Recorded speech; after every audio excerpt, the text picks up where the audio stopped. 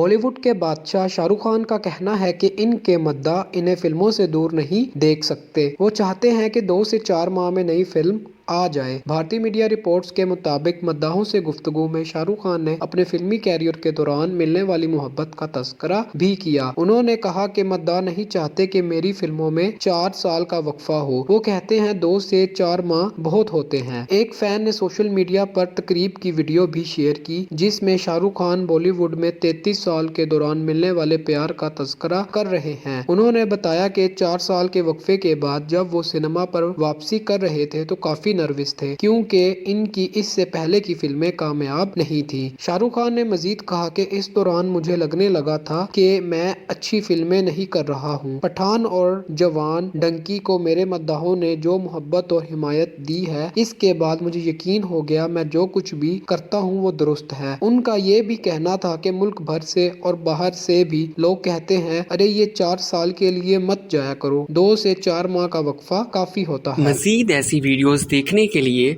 हमारे चैनल को सब्सक्राइब करें और बेल आइकन को दबाना न भूलें।